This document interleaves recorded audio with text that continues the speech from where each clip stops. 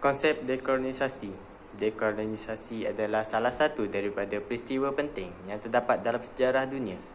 Dekolonisasi bermaksud salah satu usaha atau proses untuk membebaskan suatu jajahan dengan cara memberi kemerdekaan kepada sesebuah negara. Dekolonisasi telah mula dilakukan selepas Perang Dunia Pertama dan Perang Dunia Kedua. Perkataan atau istilah dekolonisasi ini berasal dari perkataan Inggeris, iaitu deride yang bermaksud tidak dan colonization yang bermaksud penjajahan. Dua kata ini bermaksud tidak dijajah atau kemerdekaan. Sejak permulaan abad ke-20 lagi, terdapat bangsa-bangsa dari kawasan Asia Afrika yang telah mula menentang penguasaan penjajah. Tujuan mereka menentang penguasaan penjajah adalah untuk melepaskan diri mereka daripada cengkaman kuasa asing.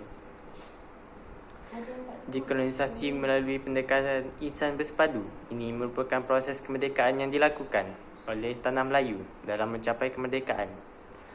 Proses ini melibatkan penyatuan pelbagai bangsa dan kaum yang terdapat dalam negara kita bagi mendapatkan kemerdekaan dari pihak British. Proses ini juga adalah tidak menggunakan sebarang kekerasan bagi menuntut kemerdekaan dari British dengan cara berunding dan menandatangani perjanjian bagi mencapai kemerdekaan.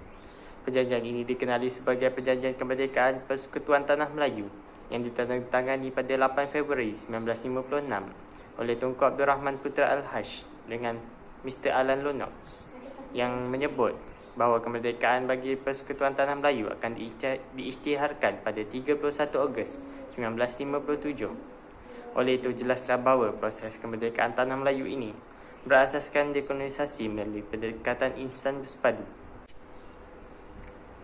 Tokoh-tokoh dekolonisasi di Malaysia. Yang pertama, Tunku Abdul Rahman Putra Al-Haj Ibni Almarhum Sultan Abdul Hamid Shah dan juga dikenali sebagai Bapa Kemerdekaan, dilahirkan pada 8 Februari 1903 dan meninggal dunia pada 6 Disember 1990. Tunku merupakan Perdana Menteri Malaysia yang pertama. Sepanjang hayatnya, Tunku menunjukkan beliau merupakan seorang pemimpin yang berwibawa dalam pelbagai bidang. Beliau terlibat dalam menentang Malayan Union dan mengatur strategi pakatan antar kaum dengan kerjasama Majlis Raja-Raja Melayu telah membuktikan kepimpinan Tunku sehingga berjaya mencapai kemerdekaan menggunakan konsep rundingan. Yang kedua, Tun Sir Henry H. Ashley dilahirkan pada 19 November 1900 dan meninggal dunia pada 22 Jun 1988. Beliau merupakan individu penting dalam mencapai perpaduan kaum dalam negara kita. Beliau memainkan peranan yang penting dalam penubuhan MCA, perancang utama Ikatan UMNO MCA, penentang komunis pada zaman darurat, serta beliau merupakan pejuang negara yang menuntut kemerdekaan Tanah Melayu. Yang ketiga, Tun Viti Sanbantan. Tun Viti Sanbantan dilahirkan pada 16 Jun 1919 dan meninggal dunia pada 18 Mei 1979. Beliau dilantik sebagai Presiden Kongres India Melaya dan kemudiannya beliau dilantik sebagai Menteri Penuh dalam Kementerian. Sepanjang beliau berkhidmat, beliau banyak menyumbangkan jasa dalam memupuk perpaduan dalam kalangan masyarakat berbilang bangsa dalam negara kita. Beliau juga memfokuskan semangat patriotisme dalam kalangan masyarakat pada masa itu. Tokoh yang keempat ialah Tok Janggut. Tok Janggut atau nama sebenarnya Haji Muhammad Hassan bin Panglima Mat Munas dilahirkan pada 1853 dan meninggal dunia pada 25 Jun 1919. Beliau dikenali sebagai Tok Janggut kerana beliau memelihara janggut sehingga paras dada.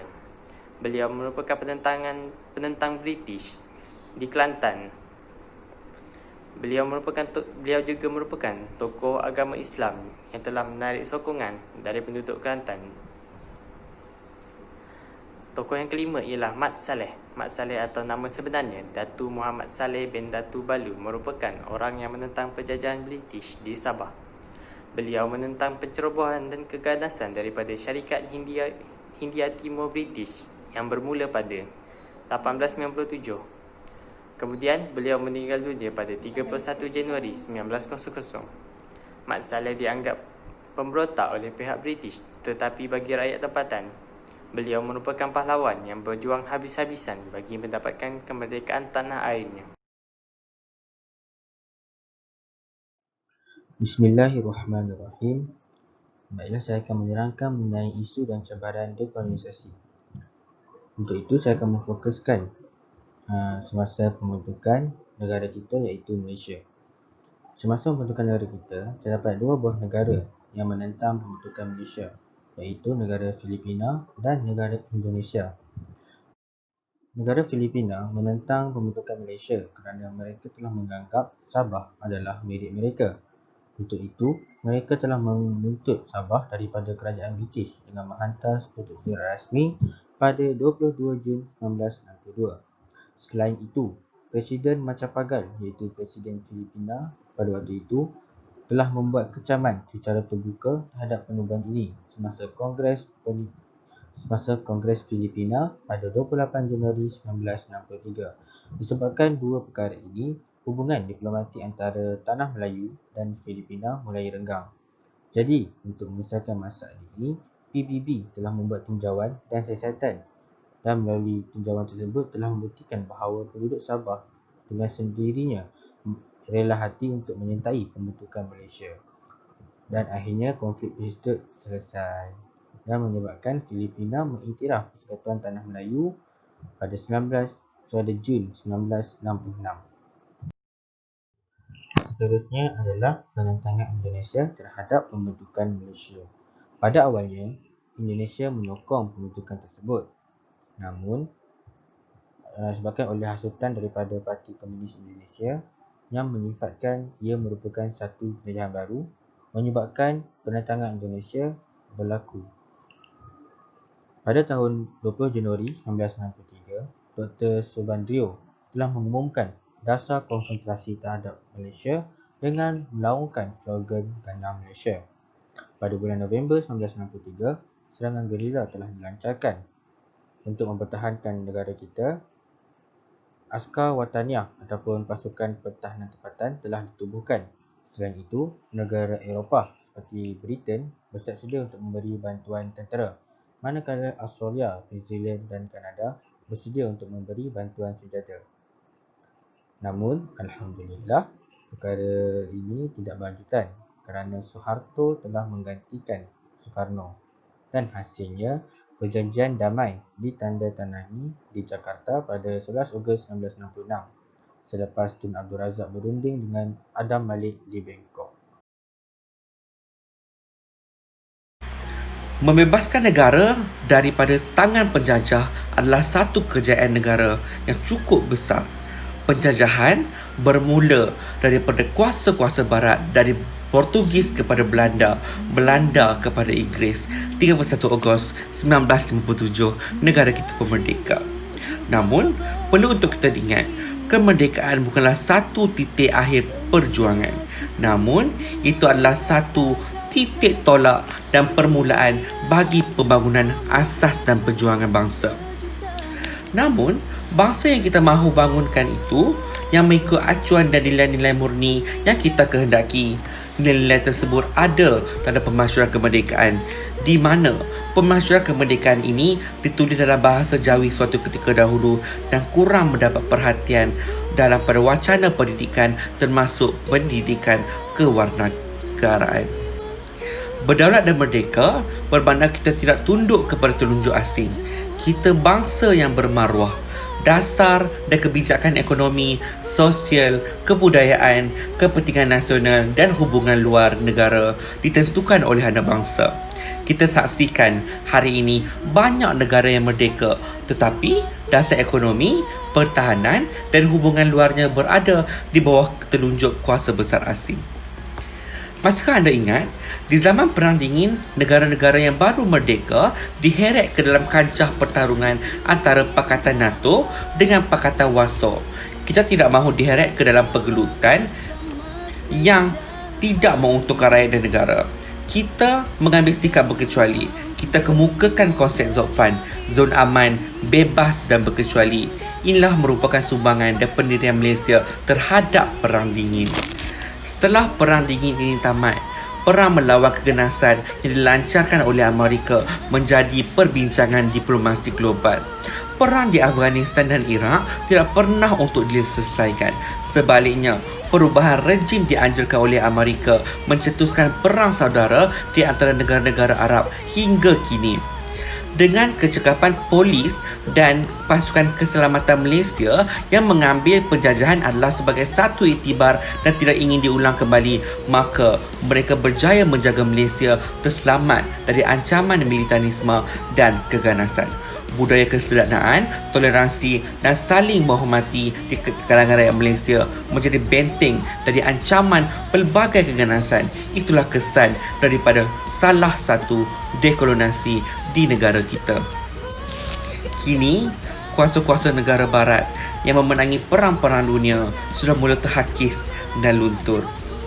Asia, termasuk Malaysia, telah membangkit dengan satu keyakinan yang baru.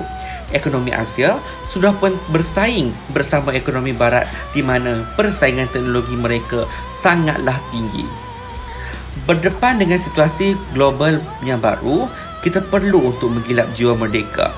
Kebebasan menuntut tanggungjawab dan perlu berada dalam kerangka undang-undang dan bingkai kesopanan dan kesusilaan. Kebebasan adalah prasyarat kepada kreativiti, namun kebebasan bukanlah anarki. Pada tahun 1957, negara kita telah diisytiharkan sebagai tanah yang bebas daripada penjajahan luar. Oleh itu, kita sebagai rakyat Malaysia hendaklah memelihara kemerdekaan ini supaya tidak akan dijajah oleh negara lain.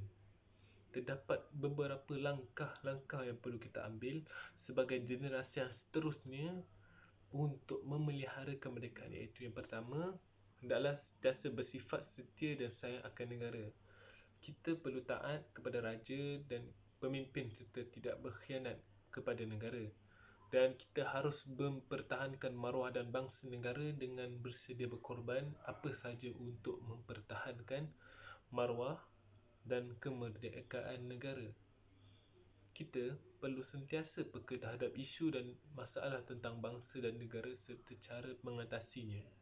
Langkah seterusnya adalah untuk berproduktif untuk memajukan negara. Rakyat yang rajin dan gigih dapat meningkatkan prestasi ekonomi negara dan taraf hidup mereka. Mereka harus bersifat berdikari dalam mengusahakan sesuatu tanpa bergantung kepada bantuan kerajaan pada setiap masa. Rakyat juga harus tabah menerima suatu cabaran atau perbaharuan dalam negara tanpa menjejaskan perpaduan negara. Misalnya, apabila berlaku kegawatan ekonomi pada tahun 1998, rakyat Malaysia telah bersatu padu demi menghadapi cabaran yang dihadapi dan bergabung tenaga untuk memajukan ekonomi negara. Ini adalah yang paling penting, iaitu untuk mengekalkan perpaduan dalam sesebuah negara. Semangat kekitaan dapat diamalkan dengan memupuk amalan bertolak ansur dan bertoleransi antara masyarakat. Kita haruslah bertolak ansur, sabar dan mengawal diri demi mengekalkan pertelingkahan dan pelesihan faham untuk kesejahteraan hidup rakyat Malaysia. Sifat bersatu padu antara masyarakat yang berbilang kaum amat penting untuk mewujudkan keharmonian dan semangat berjuang untuk negara, bukannya untuk bangsa atau kaum sendiri. Sentiasa menghormati antara satu sama lain tanpa mengira bangsa, kedudukan atau agama. Kita tidak berhak mengkritik atau mengutuk adat resam dan kepercayaan kaum lain. Aktiviti yang melibatkan penglibatan pelbagai kaum seperti gotong royong dapat memupuk semangat bermasyarakat antara kaum serta mengeratkan hubungan silaturahim antara mereka. Sifat berdisiplin juga amat penting dalam memupuk perpaduan. Peraturan dan undang-undang yang ditetapkan oleh kerajaan harus dipatuhi untuk kesenangan semua pihak. Seorang rakyat haruslah berakhlak dan berbudi seperti mulia untuk membolehkan berinteraksi dengan mudah. Rakyat yang peramah dan berakhlak sudah tentu dapat meningkatkan reputasi negara. Kita haruslah berkelakuan sopan supaya tidak dilabel sebagai rakyat yang biadab. atau kurang ajar